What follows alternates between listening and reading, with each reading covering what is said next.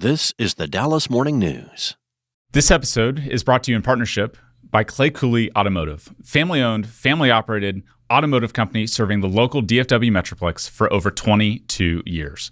Clay, thank you for all you're doing to make intersections possible.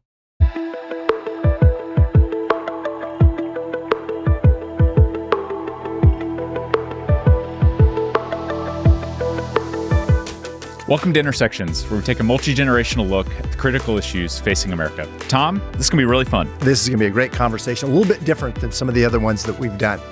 Randall Wallace. Randall is known as a screenwriter, a producer, a director of some of the most known films over the last 30 years or so. In addition to being a songwriter, we're going to have a great conversation.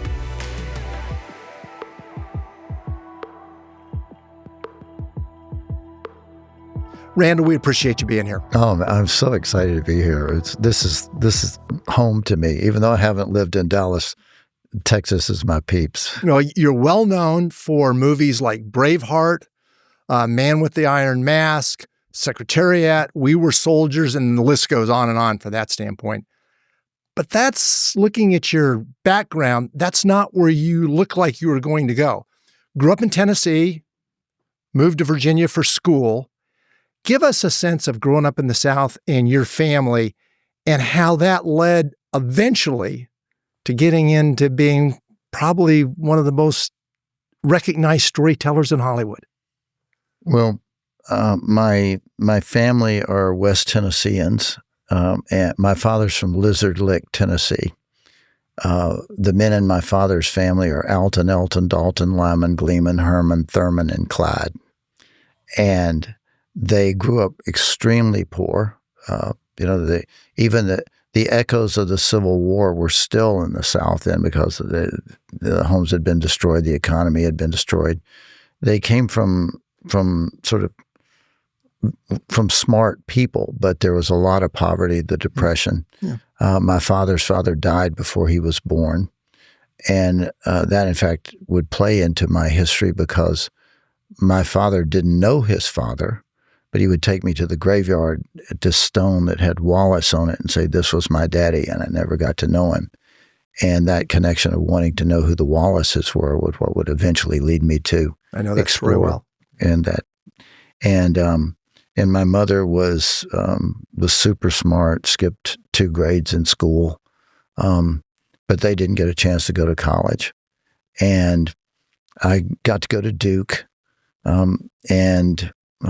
when I finished school, I went to seminary. I majored in religion. Mm-hmm. I never... In Russian studies and literature on top of it, correct? Yes. I'm getting uncomfortable that you've really researched my background. You know more about me maybe than I... But yes, I was really into Russian. It was fascinating to me that somebody who lived 150, 200 years ago on the other side of the world could know my soul. That was intriguing to me. My teachers were survivors of the siege of Leningrad, and I was enthralled by them and by the literature that they taught me. But religion seemed to me the purest science of the human spirit. Like if you know what someone... Your mother and father were strong Christians? Yes. Oh, yeah. They had founded churches. The church they grew up in had been founded in my grandmother's living room in her farmhouse. We're Southern Baptists. The music was powerful. I was in church all the time. In fact, my sons have said to me, the amount of church you were in was like child abuse. It's like so many hours in church because we would have tent revivals and there'd be morning and evening services and all that.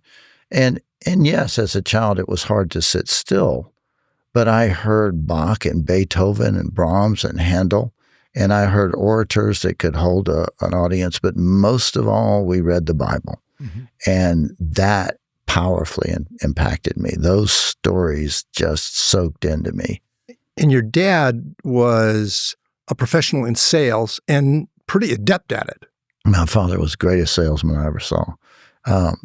The strange thing about that was it was what he loved. He loved connecting with people, and his primary thing was to connect with them, not to sell them the thing. In fact, he loved for me to go with him, and I loved to go with him.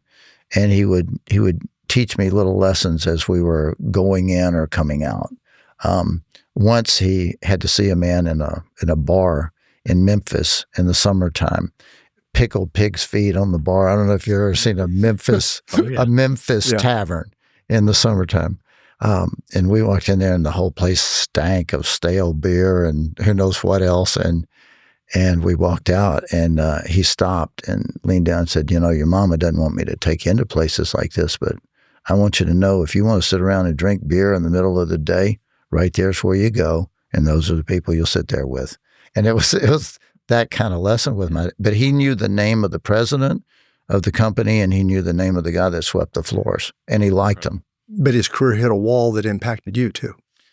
My father had a nervous breakdown when I was about 11, and he lost his job when the company he worked for was sold, and they were going to get rid of all they were going to increase their profitability by getting rid of the higher paid older guys. And my dad was 38. Wow. And he had been working full time since he was 14 because he was on his own. And it really crushed him. And he really unraveled. And it was a real crisis. My mother, I know, was terrified in retrospect, but had this amazing courage in this time. We were farmed out to relatives. My sister and I at one point lived in a house with no indoor plumbing. And give us a sense for just timing in your life for this. Like, when was this? What years was this? I was 11 years old. It was in the early 1960s. Got it. And the strange thing was, as sick with worry as I was about my dad, I was sort of the man in the family at 11. And I found it a really exciting time. I was in 5 different schools in 4 years, fistfights and I was always the outsider, and kind of developed a chip on my shoulder. Tried to practice my father's style of like connect and like people, but sometimes when people are picking on you, you've got to fight back. And how did that affect your faith? And then kind of the stepping stone to a successful career. How did that, what happened in that you can look back today and said, okay, as difficult as that was, that turned out to be a great benefit for me? Wow. Well, that's the cornerstone of all of it. We got even more, we leaned even more on faith. We went to church even more. There was a time when we were in Memphis, I headed it up once, we'd be in church about 20 hours a week, and we started going more. But it wasn't the churchness of it all. It was prayer and love. And it wasn't even so much like the practice of religion as it was just the having it in your heart and each other. True faith as opposed to religion. Relationship. Yeah. Yes. And I saw my father's comeback. That was the big thing. The falling apart was terrifying, but his response to that would last, still goes for me. And in your life, there's a parallel of that, but I don't want to jump to that right away. So that education, that background, you really wanted to be a songwriter. Yes. Yeah. Opryland. Yes. Ran an animal show in Opryland. Yeah. Yeah. So walk us through to how we get from a seminary to a goal to be a songwriter, and then all of a sudden, one of the most notable screenwriters in Hollywood. I found that I could pick up a guitar and songs would come out. And I found that if I sat down with a piece of paper, like my grandmother had a country store in Tennessee, and when I was 11, there's a pot-bellied stove in the middle and pig feed in the back of the store, stacks of pig feed. And I made a desk of stacks of pig feed, and I wrote stories there when I was 11. and I would read them to my cousins, and they would go, "That's really good." And I just, when other kids would roll their eyes when the teacher would say, "We're going to write a story," I would go, "Great." And then when I was 15 or so, I started playing guitar. And when I went to college, I was in my dorm room nursing a broken heart, and I picked up my guitar and I started writing a song, and I played it at a school coffee house, and people applauded, and I decided to start a little record company. So I never had a fear of failure. And a lot of Great that attitude. was probably from my father, because the last sale he made he worked for Curtis Candy Company. They made Baby Ruths and Butterfingers, and the last sale he had made for them was $90,000 and that was like 1960. That's a big sale, yeah. That was a big sale. It was a tractor trailer load of candy. The next sale he made in the company he started after that was 90 cents. But he worked his way into enormous success. And so I just wasn't afraid of failure. I thought, even if I fail at starting a record company, I started a record company. Right. And that makes me a lion instead of a sheep. And I did that. And I had some success with that. I met Chris Christopherson. I was at Duke. Sure. And I really admired him. One of the ways I've chosen paths was to look at people that I admired or related to. And Chris Christopherson was a Rhodes Scholar. He was a Golden Gloves boxer, an airborne ranger, and he wrote great songs. And so I thought, this is the kind of guy I want to be myself. And he was doing a concert at my school, and I finagled a way to get backstage and meet him. And I went up to him and said, "Excuse me, Mr. Christopherson," and he was so friendly. Just, he looked me right in the eye, shook my hand, big, strong guy. I said, I write songs. I've started a little record company. I had a little success. My folks want me to be a doctor or a lawyer or something that to rationalize all the sacrifices they had made so I could have an education. And he went, "You've got to go to Nashville." Now, I enjoy this story because here's a life strategy. Ask a total stranger who doesn't know you at all and who is blind drunk at the time for advice, and then take his advice. Then do it. There's a life strategy. And about that time, I heard that a new theme park was opening called Opryland. Mm-hmm. And I went down and auditioned for a summer job as a performer. And I finished my audition, and they said, "Are you afraid of animals?" And that's not the response that you Typical response after you fantasize did it. if you've written this song. And I said something like, "Oh, I've dated a bunch of them," or something. and they went, "This is our guy." And they offered me a permanent job as manager of the Barnyard Animal Opry, which was a live show in which trained barnyard animals played musical instruments. So I had a pig that played the piano, and I named him Pigarachi. And I had a duck that played the drum. That's great. And the duck I named Bert Back Quack. And 8,000 people a day saw this show. I also had a chimpanzee, and it was And how long amazing. did this run for? 3 years. Well, I ended up leaving after 3 years. I got signed as a staff writer at Nashville's largest country music place. And I skipped over a little piece that I wanted to share in response to your earlier question. When I had majored in religion, I had decided I wanted to do an additional year in seminary. Mm-hmm. And I was talking with because I really wanted to explore whether the clergy was for me. And I never really felt that I was cut out to be a pastor, but I wanted to live my life for more than satisfying my appetites and my ego. I felt that there was something in this I needed to explore. And the pastor of the church I grew up in said, "Do you feel the call to be a pastor?" And I paused and I said, "Honestly, I don't, but I know it's the greatest calling anyone could ever have." And he said, "You're wrong. The greatest calling you could have is one God has for you." So good. And I went to Nashville trying to pursue that. And I got a meeting with one of the great, like legendary publishers in Nashville. His name was Wesley Rose. And I played him my songs. And he said, those are really good songs. They're not country songs. Do you love country music? And I said, well, I respect it. I like it. He said, nah, that's not what I asked you. This might not be the place for you. And I felt really lost. And that's what led to going to Hollywood or Southern California, Los Angeles for songwriting. Yes. Not for acting, not for screenwriting, but for songwriting. No. For songwriting. And I, first of all, I quit my job. I saved my money. I slept on the floor. I didn't have furniture.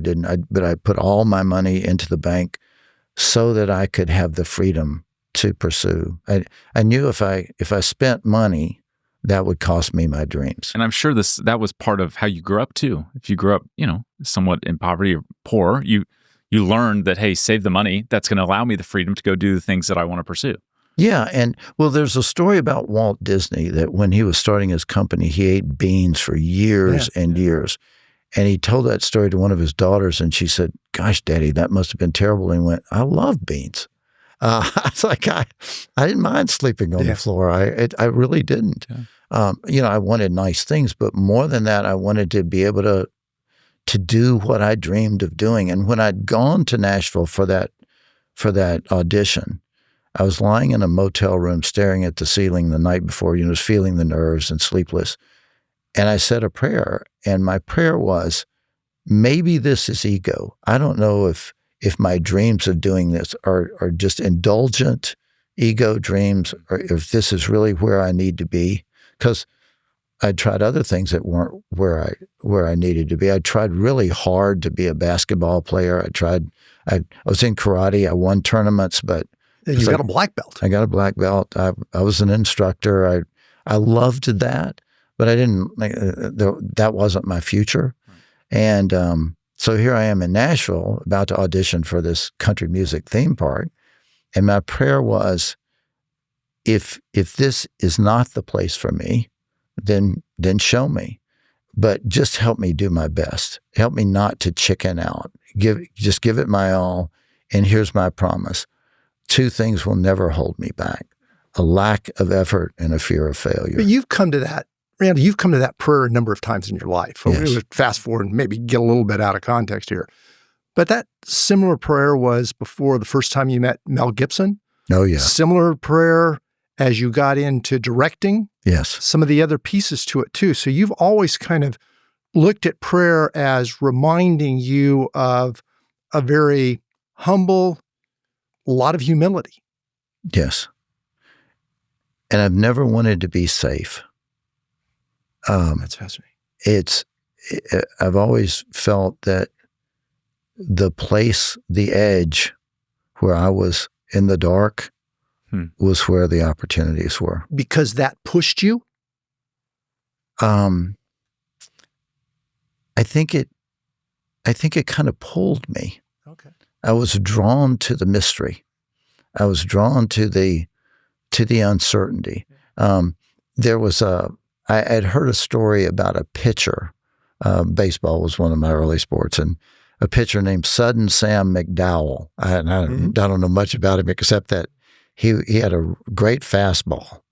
And if he struck a guy out with 3 fastballs, the next time the guy came up, he'd throw him 3 curveballs because he knew he could strike him out with fastballs.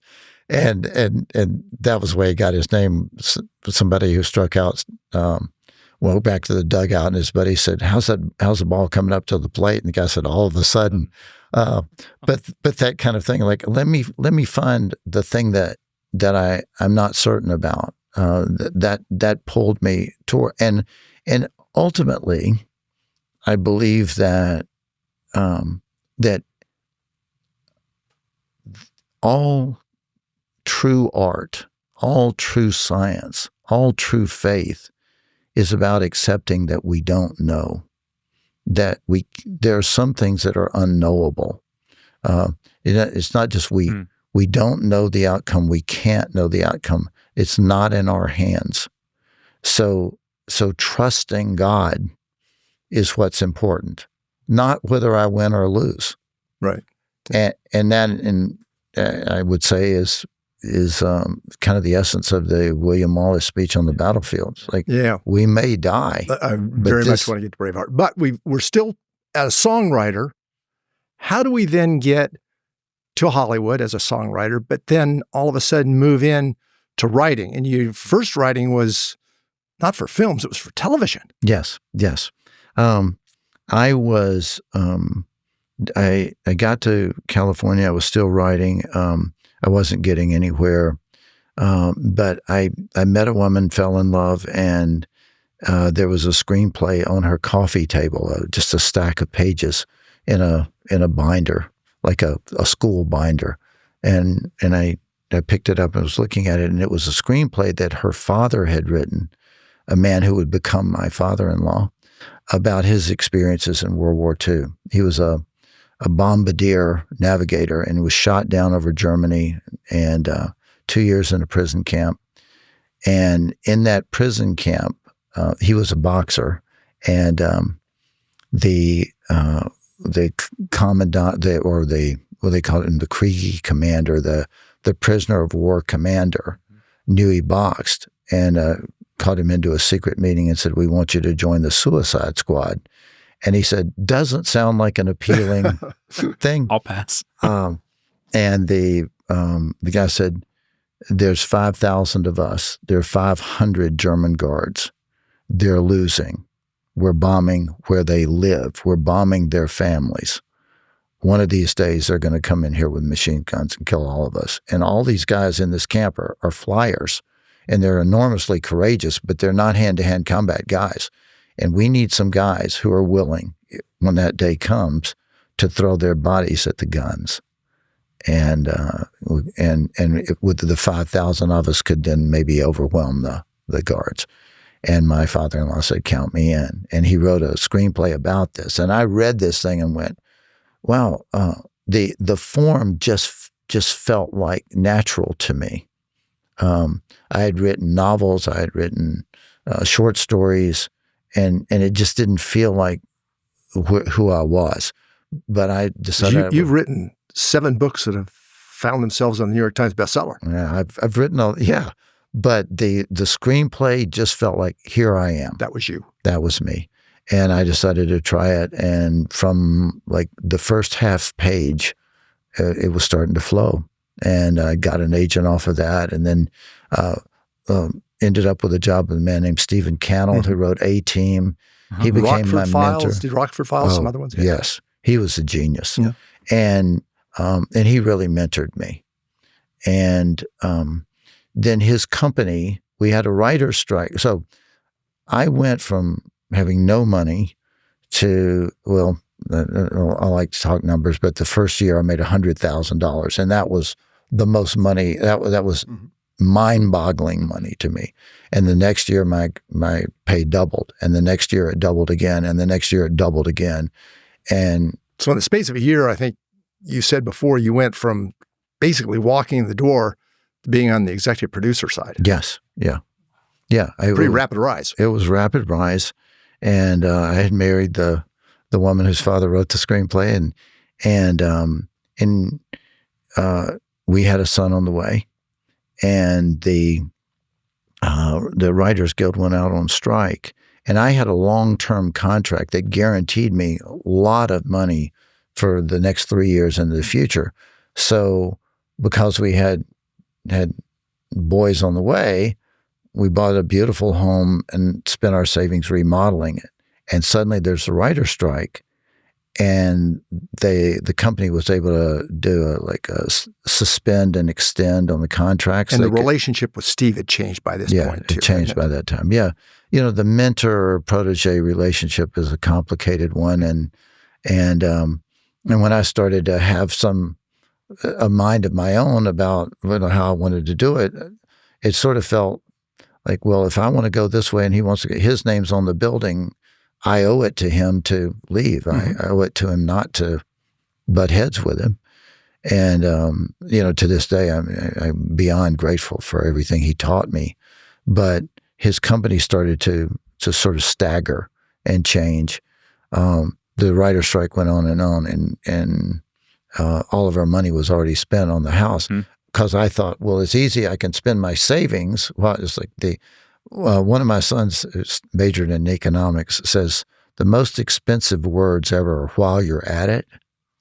So we're remodeling the house. While you're at it, let's just put in this and put in that. And so we had this beautiful home and German cars in the driveway and swimming pool and a tennis court, and the boys were in private school.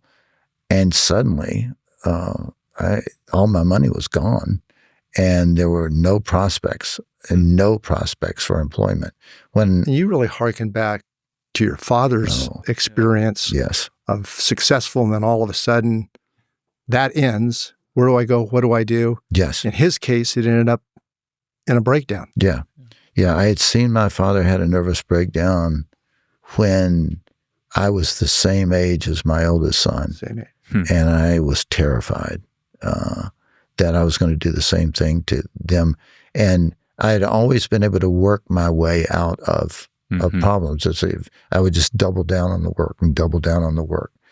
And I found I couldn't work. I was knotted up and my hands were shaking and I couldn't eat and I couldn't sleep.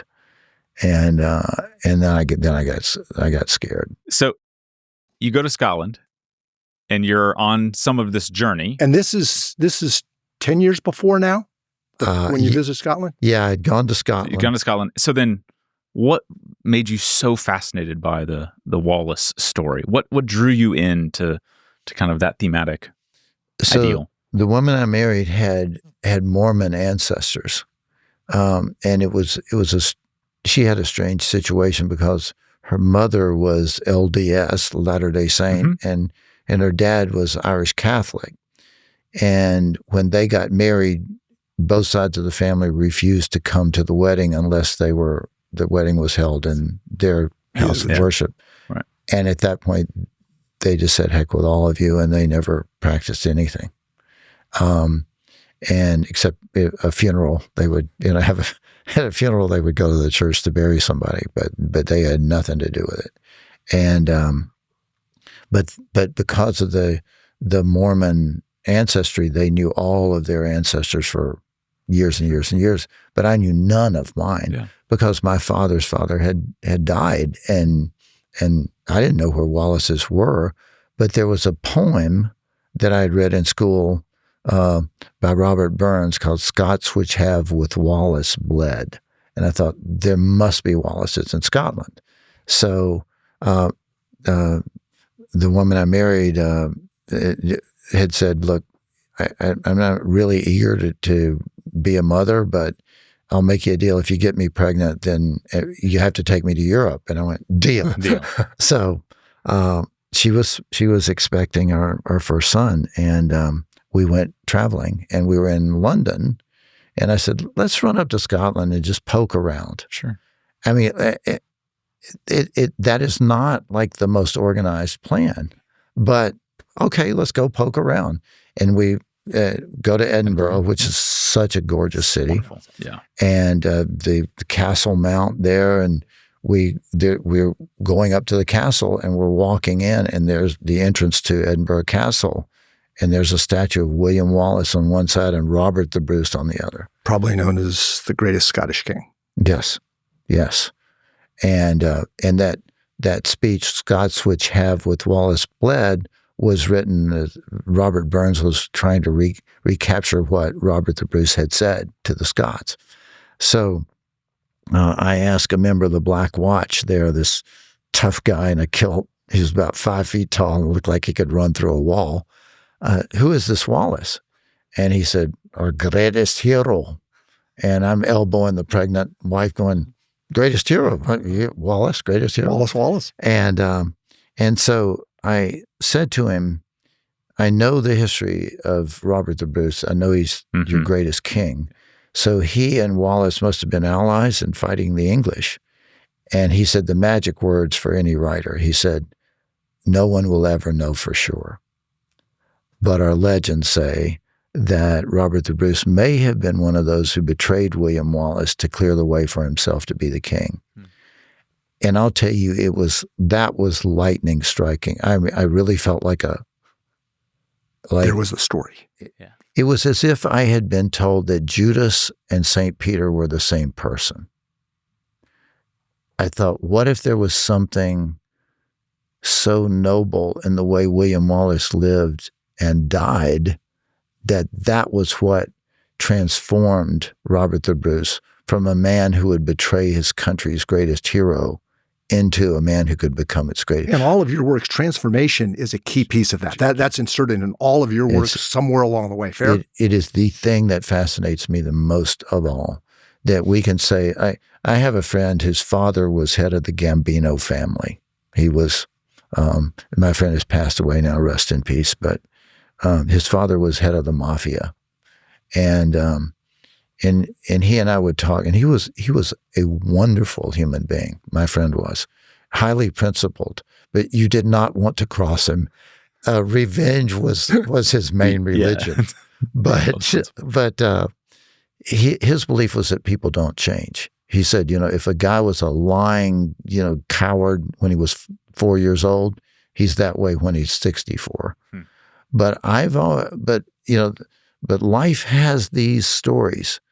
And we all find it in ourselves where there's a turning point. And I've been fascinated with what was the agent of change? What happened at the moment that you were transformed? And that really, really fascinated me about Robert the Bruce and William Wallace.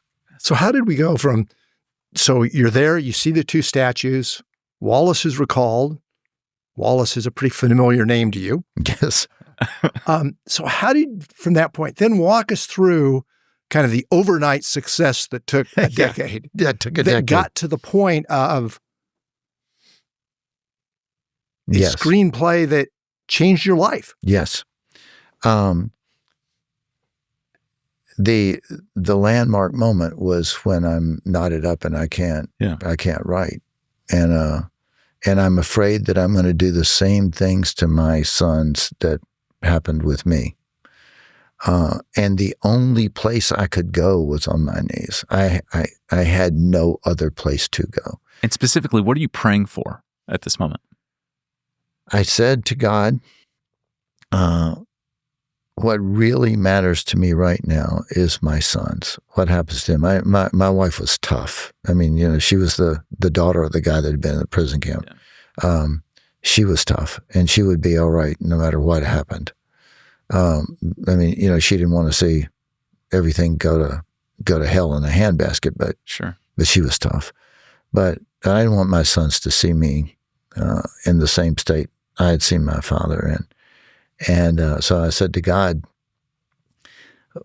if what is best for my sons is that they not grow up in this house with 5 bedrooms and 5 bathrooms and a tennis court and a swimming pool and German cars in the driveway, if they'd be better men if they grew up in a little house with no indoor plumbing, and that would make them better and stronger, then please, let's do that. Bring that on.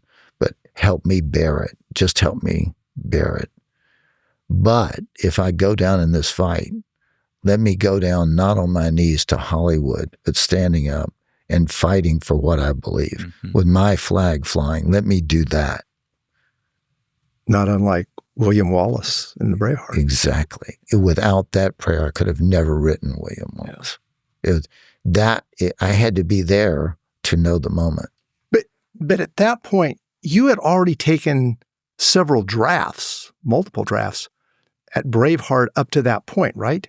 Actually, I had not. I had been writing an epic historical story about the foundation of America. I was called Love and Honor. Mm-hmm. And that was actually the first screenplay that you sold, correct? Yes, that's right. Exactly. I had been working on that for years. I was fascinated with the notion of American farmers standing up against the most powerful army in the world. Like, what was that about? And I was working on that story. And that was the story that I began to write when I got up off my knees. And I sold that, and the company that bought it or that bid on it but couldn't buy it because they didn't have enough money, they said to me, "We want your next 2 stories sight unseen. Do you have anything else?" And I said, "Well, there's this story about a guy named William Wallace." And it was Sidney Pollock's daughter. His name is Rebecca Pollock Parker. She's married now. And Sidney Pollock was one of my favorite, had made some of my favorite movies. And I told her the story of William Wallace in about 10 minutes. And she went, "Go write that." And I said, "Do you want to outline the treatment?" And she went, "Go write it." And I sat down and wrote Braveheart. But you had done a lot of work up to that point, at least in your mind, on Braveheart. Yes. And what's fascinating to me is you went from this kind of myth you had heard to writing at least the initial draft of it with literally no research? No, none. And there was... Why? A couple of reasons. One is the why is what tells you the how. And if you do research, if you think, I don't know enough about this to write about it, you wouldn't want to write about it unless something had called to you. If you knew enough to be drawn to that story, it was that piece of you that was drawn that would inform you about how to tell the story, why to keep that in. But if you said, "I need to know more," your awareness of your ignorance increases with your research. If you think, "I've got to read a book before I write this," then you read that book and you say, "I need to read 5 books because I don't know. Then I need to read 10. And then you want to put all that research into the story and you lose the heart of what called you in the first place. And you've got enormous freedom to write the story however you see it playing out in your mind. Right, exactly right. And there was no research on William Wallace to do. So I wrote a draft of the story, and the things that I imagined, like I knew there had to be a moment when William Wallace is on a battlefield and they're outnumbered. Yeah. And I thought, okay, and when I write a story, I am all the characters. So you play each of the characters in your mind and you can see it all coming together in a single scene. Yeah. Yes. I mean, and the fact is, I think all the characters are in all of us. People would say to me, "Well, do you see yourself as William Wallace?" And I want to. I want to be the guy that knows I'm going to love this guy and I'm going to cut this guy's head off.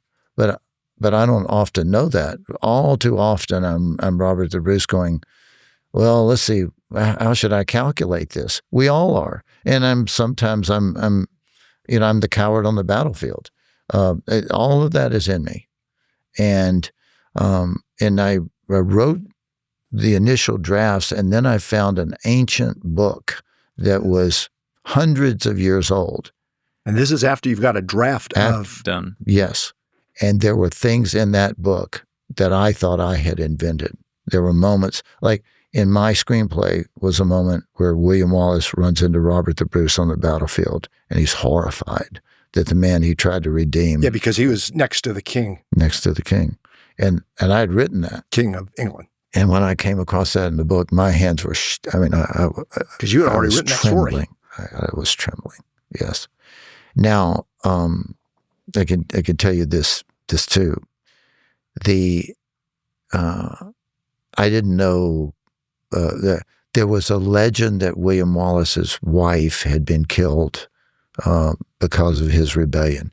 That was the only part of the legend that came down, that maybe this had happened.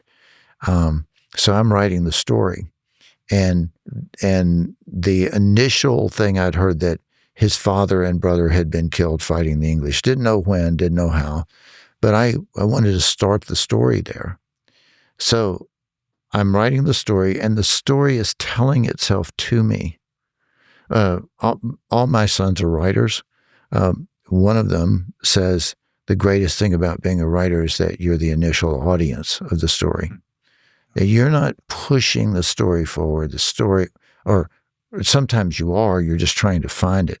But when the story starts telling itself to you, that's when it's coming alive.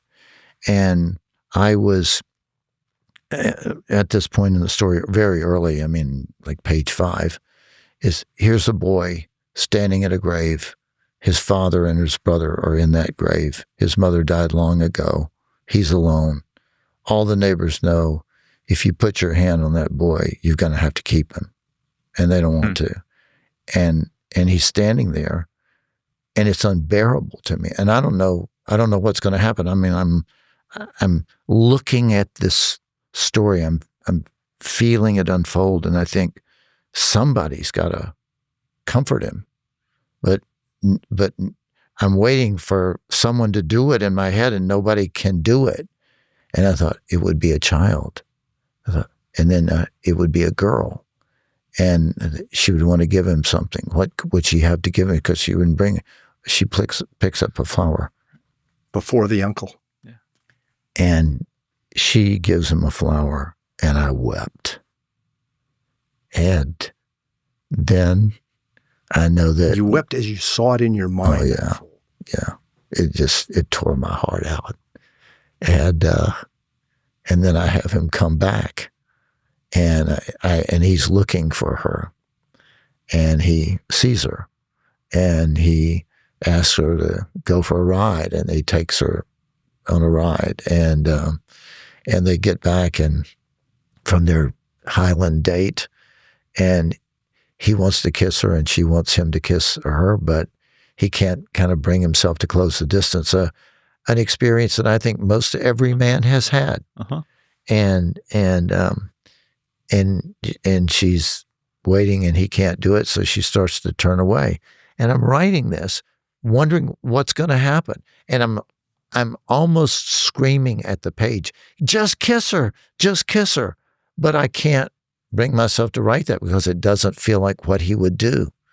And she starts to turn away, and I wrote, he grabs her hand. And I thought, why did he grab her hand? And I didn't know. Oh, he has something to give her. So he gives her something. And I didn't know what he gave her. He hands her something, a gift. And then he turns away, and she opens it, and it was the flower. And I wept again. And then I get to the end of the story, and I'm writing that the axe is falling toward it, and his head, he's being executed. Mm-hmm. And I think, okay, disemboweled, racked. Yes, tortured in the worst ways that they could think of. And I think, okay. And that's very factual. Oh, yeah, absolutely. I've been to the spot where it happened. The spot where it happened was like the butcher area where they slaughtered cattle. And they slaughtered him like cattle. And I'm writing this moment. It still moves me. And I knew that I couldn't show the audience the axe hit his throat. So I paused and thought, well, what could the audience see at this spot? And I thought, well, let's be with him in the last moment of his life. What would he do?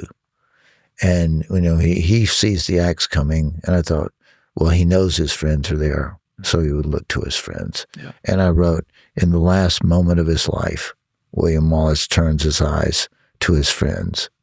And it wasn't until then that I knew she was there. And she appeared. So she appears with his two friends, yeah. And that's the climactic scene. Yeah, and I wept again. That old book that you had was 200 years plus. Interesting story, how you get it. We'll jump over that.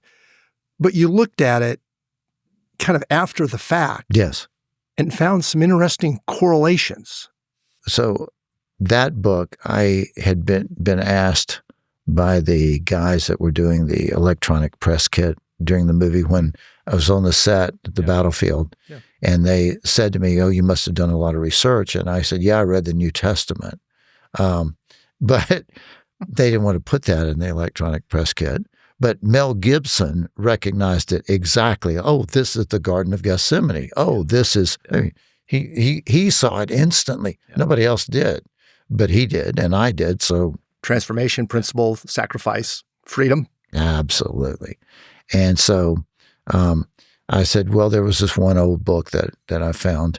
And so they called me like 2 years later, the movie's about to come out. And they said, can we come to your house and film you with this book. It'll be a good shot for the electronic press kit. This ancient book. The pages almost 300 years old, right? Falling apart. And so I said, yeah, I still have the book, and I took the book out of my drawer, went up to a restaurant on the boulevard, and was having lunch and looking through it to pick a passage to read for them. The book has a prologue of like 30 pages, and then the epic poem starts that tells the story of William Wallace. So there was an inscription between the prologue and the poem. So the inscription wasn't on page 1. The inscription was on like page 30, handwritten. So you hadn't seen it to this point? I had not ever read it because I was so enthralled by the book. I had skipped over the scribble there. But suddenly, now for the first time, I look at this scribble, and it says, "This gift is the book of Lindsay Dove to the Tuttles, London, May 24th, 1795. And I saw that and I went, it's 1995. 200 years to the year ago, when the book was 70 years old. At that time, someone in London said to someone else, don't forget this story. Yeah. Here's this book. Don't forget this. And the movie was released on what day? It was released in 1995, and May 24th was the weekend the movie came out. You mentioned Mel Gibson a couple of times. Day. So clearly accomplished. You've been in Hollywood. You've written, so people know you. But this is the first screenplay that's going to go. Mel Gibson at that time is biggest star in the world. Biggest star. Okay, I was going to say 1 to 5, but somewhere in there. No, biggest in the world. Biggest star. So how in the world does a screenwriter who's never put anything on screen end up with Mel Gibson? And Mel Gibson, not only being the lead actor, becomes best actor, also becomes director, becomes best director in 1995. How did you pull that off? Yeah. So,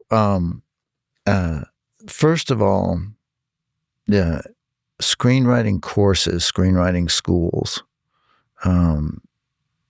and most everybody in the business, the conventional wisdom of the business is ask what the buyers want to buy and then give it to them. Yeah. And that would seem like a logical thing. And I think it's dead wrong. William Wallace doesn't get the girl and he doesn't live. Yeah. Yes. Yeah. There would have been a thought by people that, you don't want the hero to get disemboweled and castrated and beheaded, and but my thought was, if I don't feel inspired, no one else is going to. So in this day of everybody's trying to write Lethal Weapon 4, I write about a guy running around the Highlands.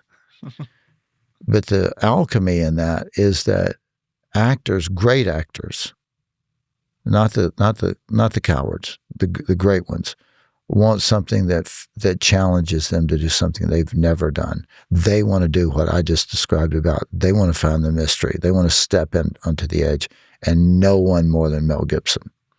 I had given the screenplay to my agent, and he had read it, and he walked into Mel Gibson's agent and said, I'm just warning you, if you don't show this to Mel, someday he's going to look at you and go, you had this on your desk and you didn't show it to me. You need to look at this. And he did, and he sent it to Mel. And just to interject, there was another pretty popular actor that later did find out he was never offered, that then came back at you. Yeah, that's right. That's right. And finally, someone in Mel's office got through the stack of scripts and hit Braveheart and said to Mel, this is the one. And he read it, and I got a phone call from my agent saying, are you sitting down? And no. He said, well, you should sit down. Mel Gibson wants to have breakfast with you tomorrow. And having worked with Pigarachi the pig and Bert And the Bacharach the duck, The duck. I was used to chaos, and I wasn't afraid to. I mean, he's a human being. It's not like, but I knew that the danger was not from him. The danger was from me. The danger was that I would fall into that kind of valence that happens when you're around a celebrity, when everybody's like, everyone wants to figure out what does the king want and let's give it to him. Mm-hmm. But when you do that, You have compromise to get the prize. But you learned that early on with your no fear attitude. Yeah. Like it was built in you from the foundational parts of your life. I think it was. It's like one thing my father never did, no matter how bad it was, he never lied. He never did something with a customer. He would say to me, if our customers don't prosper, we'll starve, and we should. It's our job to help them prosper. And my job was to help him prosper. Mm-hmm. So we're sitting around the table, and the most powerful people in Hollywood were there, like 4 or 5 of them, and Mel Gibson and me. And I had walked around the neighborhood the night before, and I had prayed sincerely not to kiss his butt. I mean, that was my prayer. Please don't let me get into this thing where I'm just trying to say what he wants to hear, what I think he wants to hear. And we sit down, and everybody's scared. And I leaned across the table, and I put my fist on the table, and I said, listen, here's how it is. Hollywood movies have a message. Everyone does, whether they want to or not. They have a message. And the message of most is the guy with the cutest dimples, the biggest biceps, the greenest money, he gets the girl. Yeah. The message of this movie is if you're faithful to your heart, even if they cut it out of your chest, you prevail. That's the movie I want my sons to see. You want to make that movie, I'm your man. You don't want to make that movie, you need to say no. And all these people around the table went, oh, gee, look at the time. But Mel leaned forward, and I went, he's in. And nobody else looks at me the rest of the meeting. They acted like I smelled, and we all go out and get the cars. Nobody's saying anything. I'm driving away, my cell phone rings, and my agent goes, what the heck did you say? And I start to, well, somebody had to say something. And he went, no, the head of the studio just called, and he said he wants to double your deal, and he wants the next movie you write for him to be the director. But the film itself, Braveheart, we think of it as a great success today. We saw 10 nominations, 5 Academy Awards, $300 million plus in terms of the gross of it. But it's the only film I know of that's actually been pulled from theaters twice for non-performance. Twice, yes. Tell us about that story. Well, Mel was insistent that the movie be long, not too long, but he didn't want to trim it and make it a 110-minute movie. He wanted to have its fullness, and so the opening weekend numbers, their whole algorithm is, well, if you open at 50 million, then your next weekend will be 45. But if you open at 10, even if the next weekend is 9 and you have a drop, but you just can't make up the numbers. And with a running time of almost 3 hours, you, instead of getting 4 screenings a night, you get 2.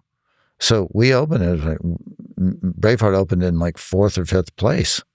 And the studio believed it was a great movie. The audience responses were there, but it was not doing anything. So they pulled it. And then they came out again I think in December or late November, and it did another few $1 million, but not a lot. But then it won all the Oscars, and then suddenly it was just took off. Yeah. With all the movies, I wish we had all the time to go through it. We don't, unfortunately. Where do you want us to go? We Were Soldiers. Give us the kind of history. What got you into it? What pulled you into it? Why'd you do it?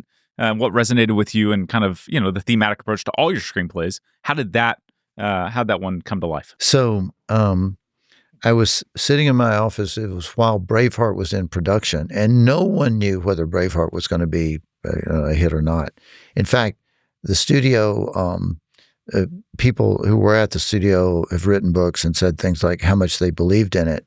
But the studio actually sold the international rights to Braveheart for $5 million and thereby gave away about $400 million. Yeah. Oh my gosh. That's how much they believed in it. They were, uncertain. Right.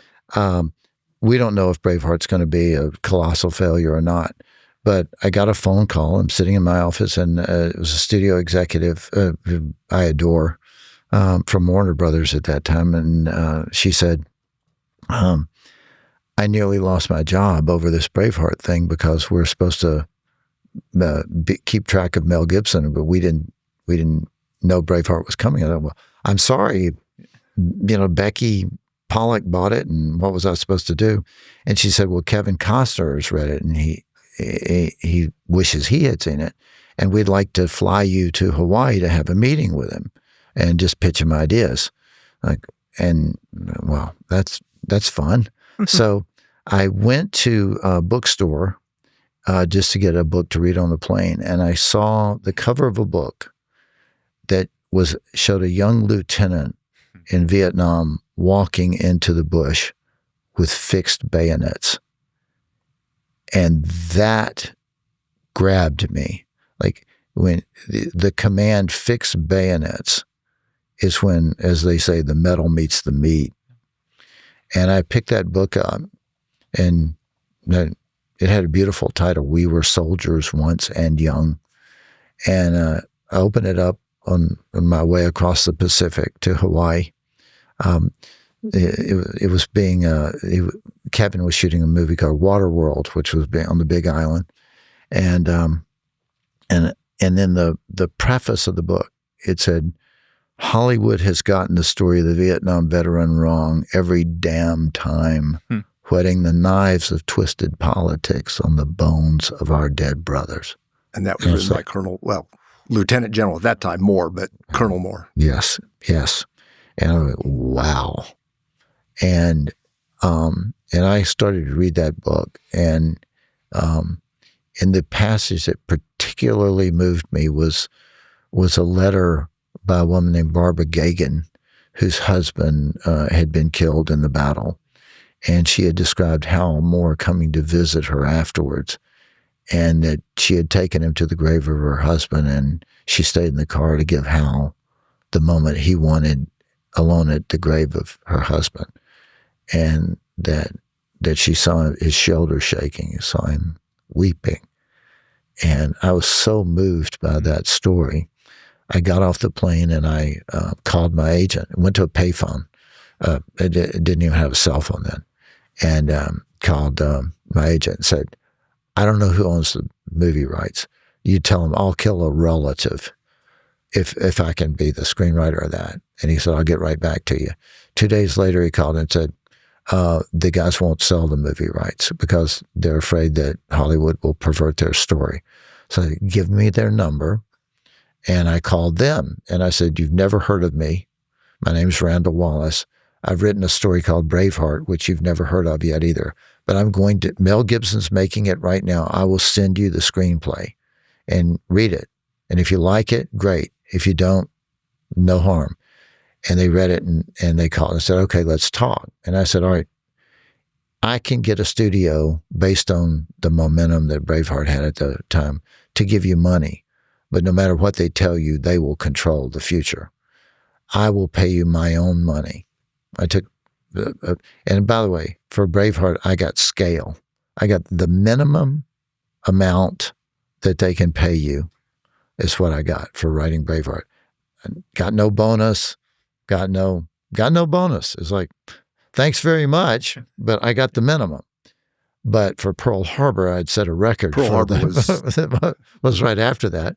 But for this, I had a little money, and I said, I'll give you, if you sell me the screen rights, then I'll make you a deal that in success you'll make more money than you would have made on a studio deal. But you have to believe in me at this point. And if you don't like what I write, you'll know who to come shoot. How did you make this work, though? Braveheart, part of the deal of getting Gibson as the actor was allowing him to direct it because he wanted to be a director at that point, didn't Yes. have much of a background or No, much of a that's resume right. on it. But then you did We Were Soldiers. Mhm. He was the star, but not the director. Right. Right. There had been a moment in the making of Braveheart.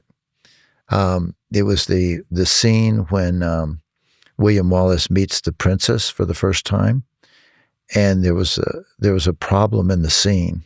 And I'm a first-time director. I'm just trying not to stumble over a light and ruin a moment. I've literally I don't know anything about what I'm doing, and I'm waiting around, and they're shooting a scene in a tent, and it was very tight in the tent, and I heard Randall, where's Randall? And guys are running around looking, and I go, I'm Randall, and they go, Mel needs you, and went in, and he said, there's a problem. The actress is having trouble with the scene, and I don't know what's wrong, and maybe we need to rewrite the thing. And I'm like, oh man, this is a problem. Well, what's happening? He said, well, she gets halfway through and she just stops. It's like it's not working. So I said, okay, well, let's do another one. Let me see it. And they started again, and he went. Now all the cameras were on her. We were shooting her close-ups.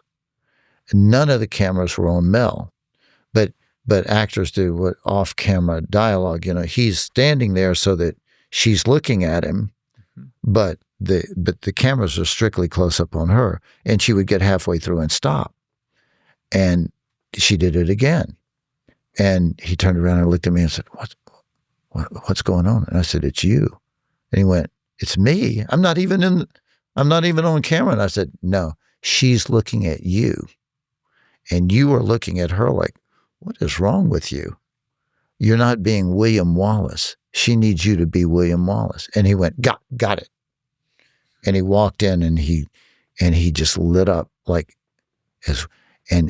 all of his lines he was saying and she just delivered the most incredible performance, and got to the end of the thing, and he looked at me and he went,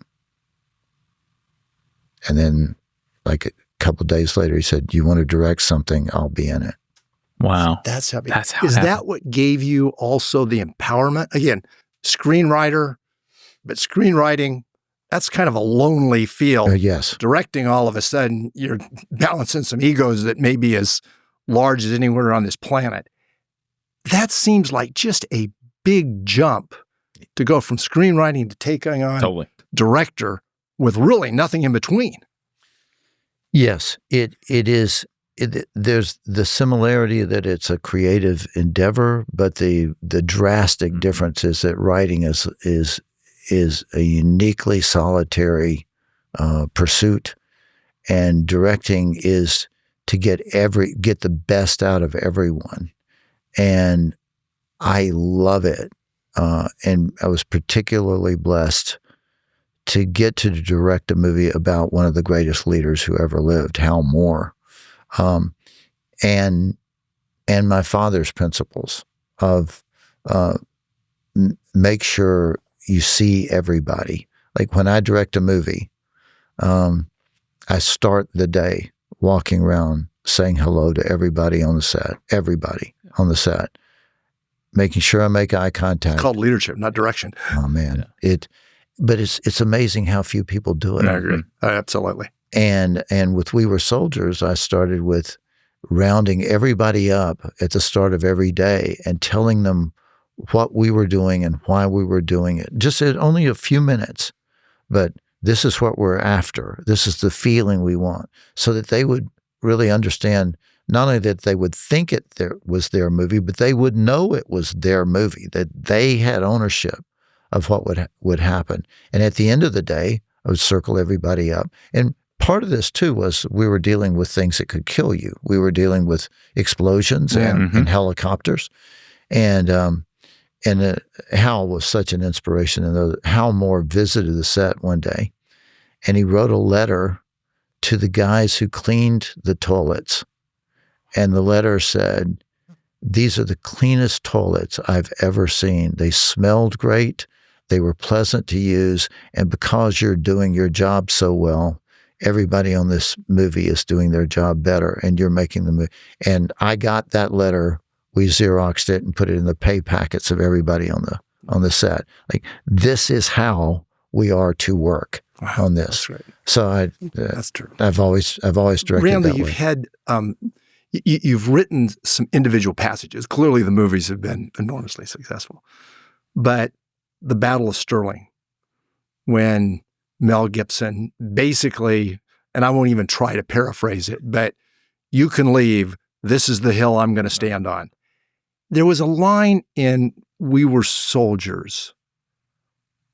At the end of the battle, he looks at the journalist who was the co-author of the book and says, I'll never forgive myself. Right. I'll never forgive myself because my men died and I didn't. Powerful. Yeah. And he meant it. When we were, I haven't told this story publicly, we were at the end of the movie, or at the end of the process of making the movie, I was at Hal's home in Colorado, and he was cooking hamburgers, and his wife was in making salad, and it's just me and Hal, and those are really sacred moments. You don't get a lot of those, and I said to Hal, General, because he was a general by that point, you've given your last full measure of service to your men. You promised you'd get them all home, dead or alive, and you did. And you wrote the book, and you dedicated the profits to their descendants so that their kids could have educations, dead or alive, that you had an educational fund. In fact, part of my deal to them, when we closed the deal of what they would get, I added, and we will fully fund your educational fund. You did that for your men. That day, 72 out of 395 in that first battalion died, right? Right. That's right. And now we've made the movie, and we've made it right. And we put the names of all those men at the end of the movie. Yeah. I hope you're able to be at peace. I hope you're able to feel now you've given your last full measure of service to your men, and you've done it. And he looked at me with fury. His eyes flamed, and he said, "Why would I ever want to feel that?" It's like, don't ever tell me I've done enough. It's like, whoa. It's not a principle of leadership. It was his heart. That's what I believe. His heart had a hunger that couldn't be satisfied for those men. Sorry, I get emotional. No, you're good. It's great. I got to tell you, that's yeah, it's incredible. That I think, Randall, that's what's made you great.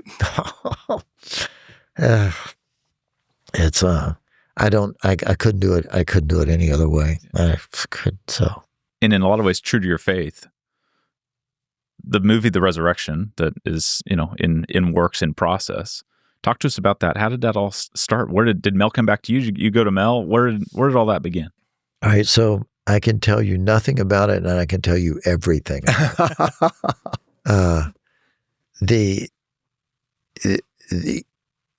There is no story. I dare anyone to come up with an assertion that there is a bigger story to tell than the resurrection of Jesus Christ. Absolutely. There's a writer named N.T. Wright who says, if you don't think the resurrection is preposterous, you've missed the point. it's that. Mm-hmm. So I have been fascinated with the resurrection since I was a boy. When you come to that part of the story, that's the part that the gospel writers found mysterious. And the notion that here are these common people, these disciples, fishermen, tax collectors, prostitutes, tavern owners, and they followed this man Jesus, and they believed in him. And now he's gone, and they're terrified. And 3 days later, it doesn't matter what you do to them, they will not stop saying they've seen him alive. Yeah. Now, you can explain that any way you want to, but I don't know how you explain it except to say, this blew Randall, I'm with you. their minds, right? And I've had friends. I started a church at home, a home church for a while, and I invited a bunch of friends who, all of whom believed differently. Just let's get together and let's have a church, and we would just talk about what we believed in and why we believed it. And one of my friends, who's an incredible man, an incredible life of service, said, I don't believe Jesus said, I am the way. And I said, I know he said the way. I can prove he said the way, because if he had said, I am a way, no one would have cared. Right. They crucified him because he said, I am the way. Now, we can argue about what the way means. Right. I love what C.S. Lewis said of, we know we're only saved through Christ. We just don't know all the ways that Christ saves. So I love that way of looking. But the resurrection fascinated me, and I studied it. It was my primary study when I was at Duke, both in undergraduate and as a graduate student. So Mel had directed Hacksaw Ridge. I had been offered that job to direct, and I'd rewritten the script. When the script came to me, it was called The CO, and I thought that was a terrible title for a conscientious objector. But The CO, what's that? Hacksaw Ridge, that's a good title. And I rewrote it, and then I had the chance to direct Heaven is for Real, and that movie was already ready to go. Yeah. So I said to the guys, I'd love to stay with Hacksaw Ridge, but I think Mel Gibson would be a perfect director. It turned out they had already gone to him and he had turned it down before they came to me, but they hadn't told me that. It's kind of like, somebody proposes to you because they had already proposed to your sister. And your sister wouldn't have him. Yeah, but you could say you gave him his real lead, his real opening to be a director. Yeah, yes. And the Hacksaw Ridge was, he was magnificent, doing that. He read my rewrite, and then he signed on, and then and I ended up with no screen credit on that movie. Yeah, that's right. But I wanted to go with him for the promotion of the movie. Now, Mel is a devout Catholic, right, but we were going to go to a lot of Protestant churches to promote the movie, and some of which were Pentecostal. And the Holy Spirit thing I love. I didn't grow up Pentecostal, but some of my best friends are, and I wanted to go with him, but I knew it was alien to him, so I went with him on the promotion, and Pentecostal churches were really alien for him. And we were having dinner one night, just the two of us in Dallas, and I said, the thing we need to do is the resurrection, because the passion. Now it's an interesting thing. Catholic friends have said, and I don't want to over characterize anyone's particular practice, but in Catholicism, there's much more emphasis on the crucifixion, on the passion. One Catholic friend of mine said, we almost never talk about the resurrection, and a crucifix for a Catholic, Jesus is on the cross. For a Protestant, it's Christ has risen. He's off the cross. And we need to tell that story. And he got really quiet for a moment. And I knew he was like, and Mel is absolutely brilliant. And I knew he was listening really intently. And I said, I'll write a screenplay, give it to you. We'll write it together. You do whatever you want to do, but we need to get going with this. This is the Mount Everest of all stories. And he got quiet again, and he said, I'm going to have a mass said for you because Satan's going to come after you. Mm. And I said, Mel, Satan has so many Baptists, he doesn't care about them. It's just like, he's got all the Baptists he wants. What about you? And we need to pray for you. And now it's beautiful when somebody wants to have a mass said for you. But I said, but he knew that it was the greatest challenge you could really take on. And it's a testament to him that it was the challenge, the danger, and one of the things he said to me was, this can't be for the money. It can't be to prove anything to anybody. It's this, our hearts have to be pure. Mm-hmm. And I tell you, for all the other things, and he and I have had some amazing conversations down through the years. Now, I knew at that moment how dedicated he was and that this was really going to be a ride. And the thing that I can tell you about it is that it's going to be unlike anything anyone has ever seen. It will be a movie that will be mind-blowing. It may be something that is disturbing and haunting, but it will be unforgettable. Incredible. How's that for a movie trailer? It's a great one. We talked about it earlier, but maybe the good way to close on this, Randall, is all of the work that you've done, screenwriter, director, et cetera. And we talked about the songwriting up front. We should point out that you've done some songwriting after the fact on some of your movies. Mansions of the Lord was in We Were Soldiers, yes. And it was also at the funeral of Ronald Reagan. I think Nancy Reagan specifically requested that be included. So you've done some songwriting too. In all of that work, there's a consistency of a faithfulness to your faith and this common message of transformation, of sacrifice, forgiveness to an extent, and love. Is that a fair summation of the overall messages that you're trying to convey in your work? Yes. And, it's a strange thing. People will say to me, why do you do war stories? And I always say, I don't. I do love stories. What do you love enough to give your life for? When you know that, then you begin to live. Which is the message of Christ. Yeah. Absolutely. Exactly that. And there's a hymn that was sort of a modern Christian hymn of I lean not on my own understanding. I don't believe my own dogma. I don't believe in dogma. It's Karl Barth, the great theologian, that said, religion is humanity's way to God, and it's always erroneous.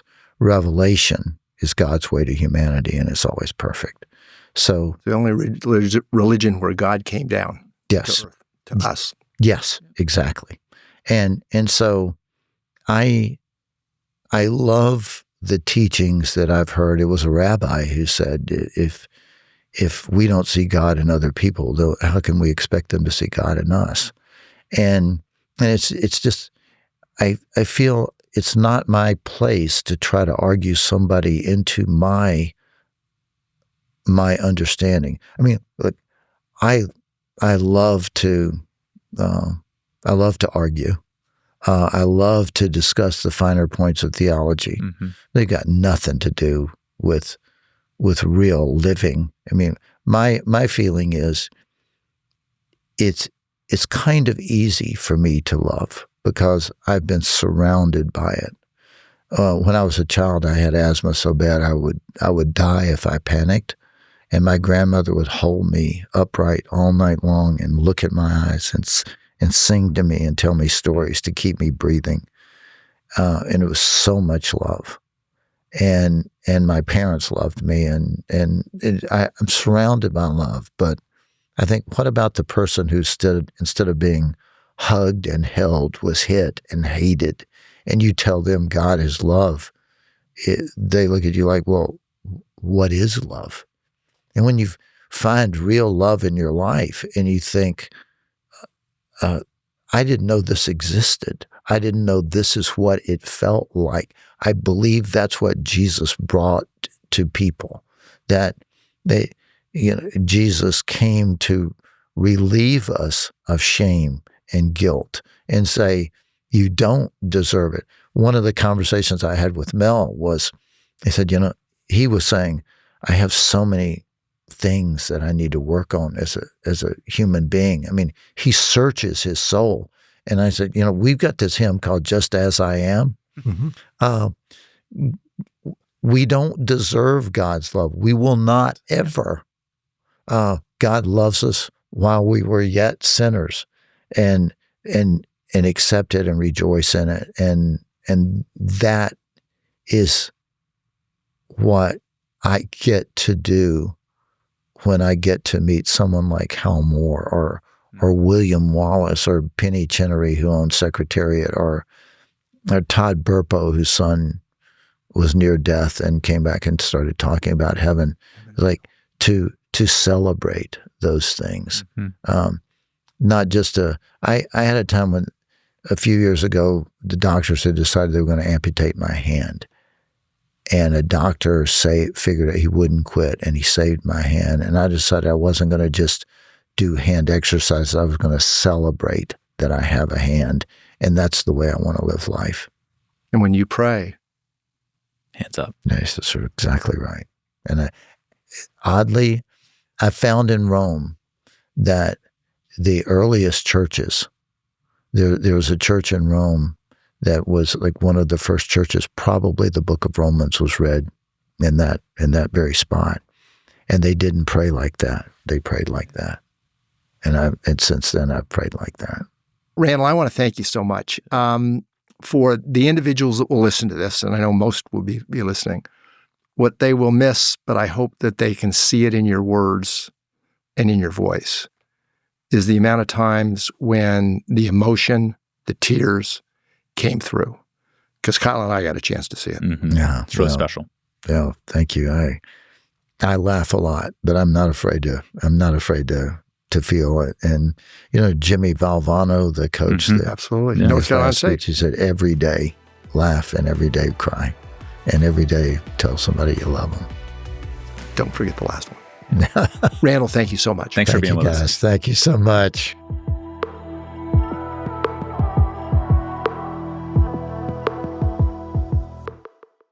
Thank you for watching today's episode. Again, today's episode is sponsored by Clay Cooley Automotive, a family-owned, family-operated automotive company serving the local DFW Metroplex for over 22 years.